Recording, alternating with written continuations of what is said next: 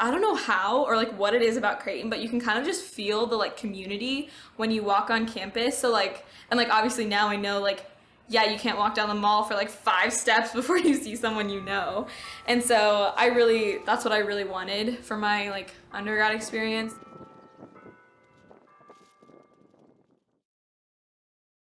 My name is Yasmin Jakmoj. I would say my community looks different than the general Creighton community. Like it's not what you would normally expect when you think of Creighton. It's not that Creighton, but like my Creighton is definitely amazing. I could live without a lot of other stuff at Creighton, but that's definitely the best part, I think. My experience as a Muslim student at a Catholic school. Well, everyone assumes that like you have a basic understanding of Christianity. Like I remember my freshman year, like my honors foundational sequence class that I had to take first semester was on like the early Christian tradition, and I had never read the Bible before, and we had to read like at least one of the Gospels, I think. I was like, oh, like I've never read the Bible before, and everyone in the class was just like, wait, what? Like they were like beyond shocked. And I remember, I think it was my sophomore year when everyone really got like, or like most of the people my age were like really into like Encounter and all this other stuff. And they were like, well, any faith can go. And I was like, I'm not gonna go to an Encounter with Christ retreat. Like what? What? Like why? I'm the president of the Muslim Student Association on campus right now. That fall, my sophomore year, I reached out to the president of the MSA at that time. And like MSA has never been like that active on campus. So that I think was like a part of why I like didn't get involved maybe sooner. That was like kind of nice because I got to know a few more people on campus and like felt like I had some like one to talk to. And then actually that spring there was an event held by another student group on campus who shall not be named, or maybe they should be. I think they're still around. It was the student chapter of Turning Point.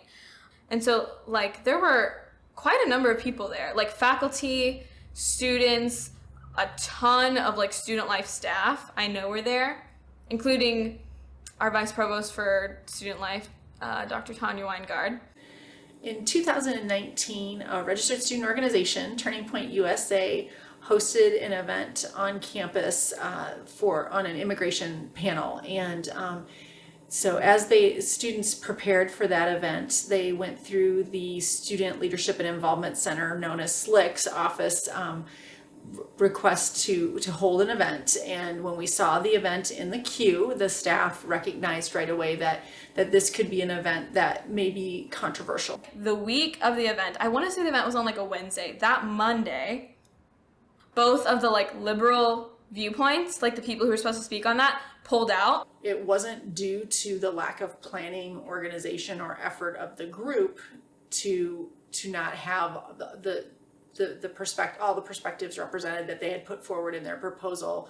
So after conversation and consultation with several people on campus, we did allow the event to go forward. And so then it just became an event hosted by Turning Point with only the conservative viewpoint shown. The other panelist that caused a lot of problems was, I think his name is Mark Christian. I still remember. And he's the founder of the Southern Poverty Law Center, has designated it as an anti-Muslim hate group. I reached out to like my friend, like the president of MSA, and I was like, hey, like, have you heard about this? Like, what is going on? Like, blah, blah, blah. Because like, obviously it didn't say like founder of anti-Muslim hate group in the like SLIC announcement because they wouldn't do that. There was a pretty strong reaction of students that felt like this wasn't something Creighton should have supported or done. Those are the voices I remember the most, and the reason why I remember them the most is the expressed hurt and feeling of being personally attacked. And so I remember the day, I think it was the day before, or maybe the day of this event, I was supposed to be meeting with like my brand new advisor. This was supposed to be like our first time meeting he was my Spanish advisor. And I walked into his office for the first time and he asked me like, simple question, like, how are you doing? And I just burst into tears. I was like, I was so embarrassed. I like sat and just sobbed in his office for like 5 minutes, like could not speak. When it came time to go to the event, had like a lot of other students, like close friends, but also not close friends, who were just angry about it, had like reached out to me and were like, are you going? Or like, do you need anything? But like, just very caring about it. And I think it was the president, her name's Adish, she and another Muslim student, they both were like, no, we need to go. Like, we need to see what's happening.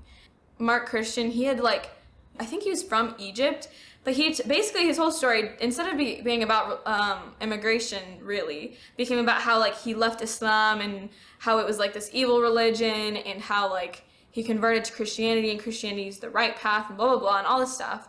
And then I also heard from the student organizers who really, what their design and intent of the panel was to be about immigration and how open our borders or how closed our borders should be to immigration, and how their objectives really weren't as fulfilled, and then them feeling really fearful of the repercussions of how the broader community was reacting to what happened.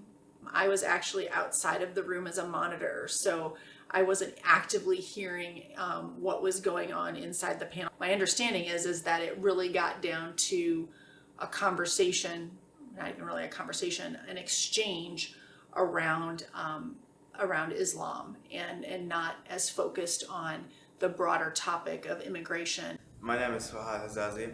I'm from Saudi Arabia, senior year at Creighton.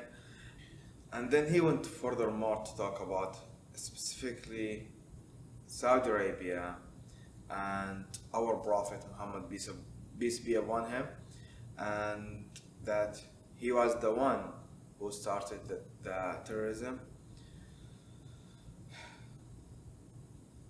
It was really bad.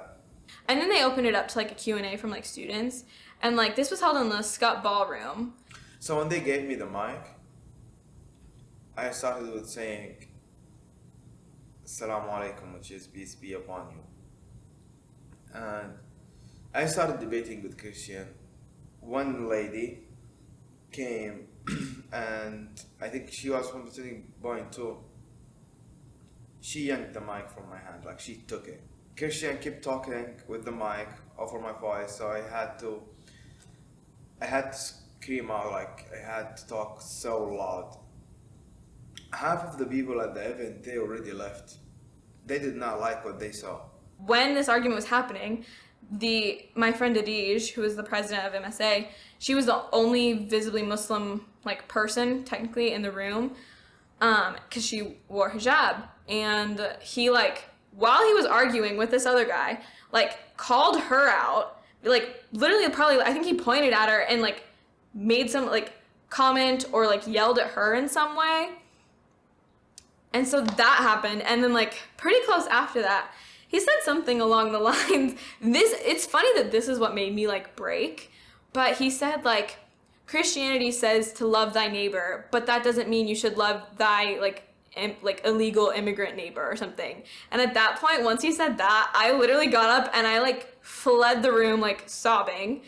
And I think my friend who, like Adish, I think she had already left after he had yelled at her. So I then fled out the room crying. We were both crying, standing now just like inside Scott near the fireplace. And like a ton of our other friends had either like left at that point too, or had left previous to all this happening. And so basically we were just like this small group of students. And again, let me remind you, there was faculty and staff of the university standing inside this room as this was happening. And they did not interrupt. They did not do anything through the entire event. Mark Christian and two of his followers, they came outside to me. And I had the couch behind me, and the three of them were in front of me. He was assaulting me and my religion. Once the event ended, the panelists came out again into like Scott, like where we had all been standing, and like Mark Christian tried to keep talking. So I saw two of public safety officers. They weren't far away from us. 2 feet from Mark Christian. was waiting for them to do something, but they did not. One of his followers, she grabbed him by his hand and tried to guide him outside. Basically, we were just like, no, like, leave. Like, you've done enough. Like, please leave. And I think I don't know if someone made him leave or if he just realized, like, obviously he wasn't going to do any, like, what more can you do at that point? And so, like, there was lots of things happened after that. We organized, like, a lot of students, including, like, a lot of people who have since graduated, and then, like, MSA organized, like, a protest, not really, but, like, kind of a protest in front of St. John's. The students were protesting against the administration for not doing anything, for allowing that to happen. So in hosting the event, Creighton wasn't the sponsor of the Turning Point USA event.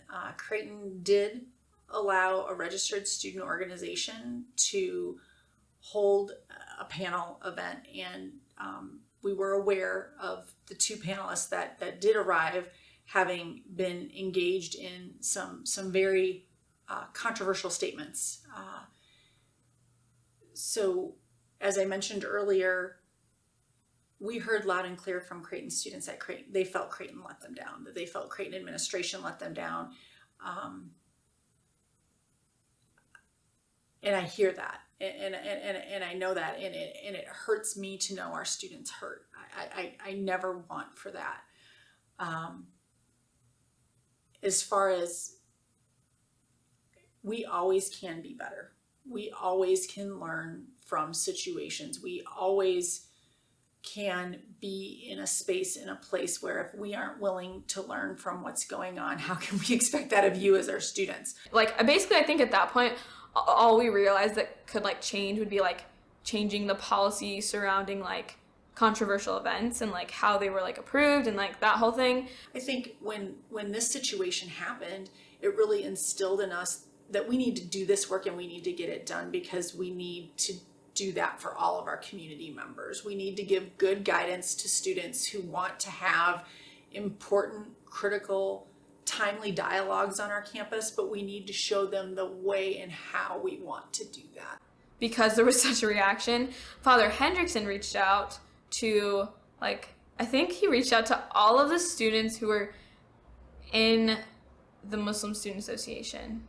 We talked about what happened and everything. Then he invited us for a dinner.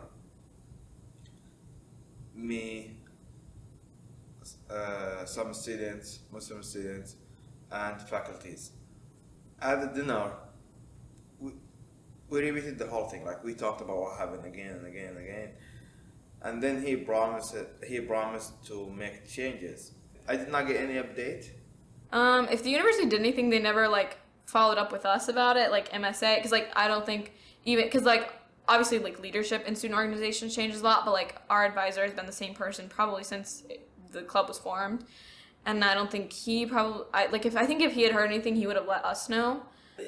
Direct communication to the Muslim Student Association regarding policy changes or anything that came into place because of their concerns post the Turning Point USA event. And I know that I was a part of a conversation and a dialogue with Father Hendrickson with students after the event.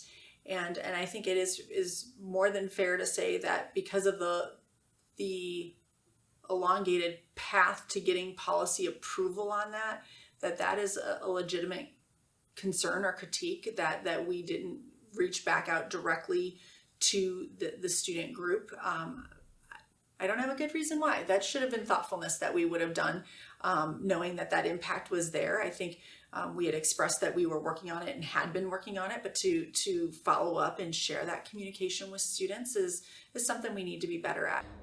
I don't remember what we talked about, like, at all, but I just remember thinking, like, why are we here? Like, what is happening? Like, what is gonna come of this lunch meeting that we're having? Like, nothing.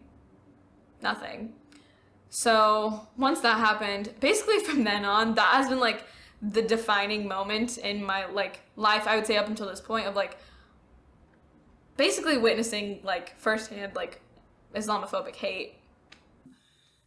I can own and hear and feel that Creighton students feel like we hurt them and let them down. And the only commitment I can make is that I personally learn from the situation, and I always want to be better for our students, that I'm willing to lean into these messy situations and try to find ways forward.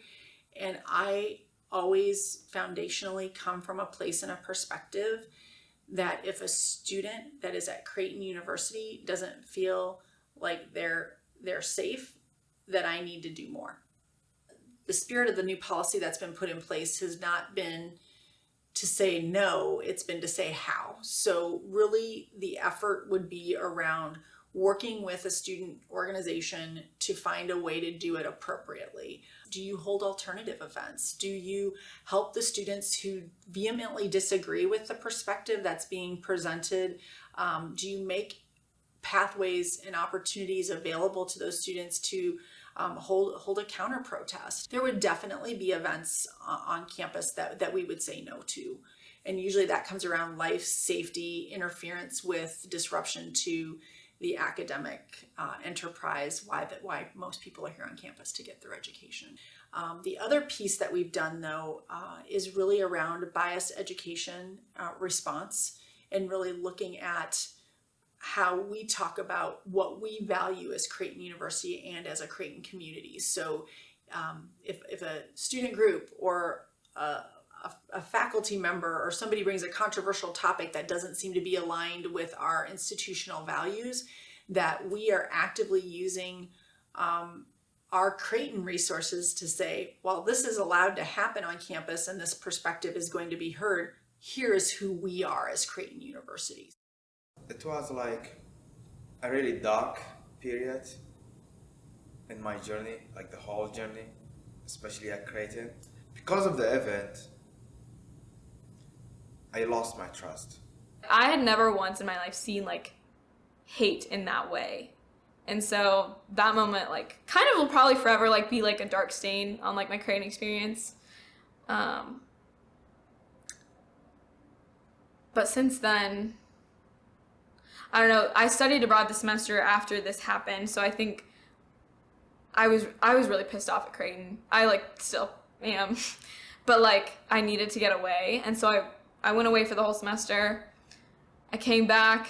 I was on campus for like a month and a half before we got sent home because of COVID. And so it just kind of feels like time has passed like in an insane way since then. So next week is my graduation. I really hope to see the changes, or at least hear about the changes before I leave Creighton.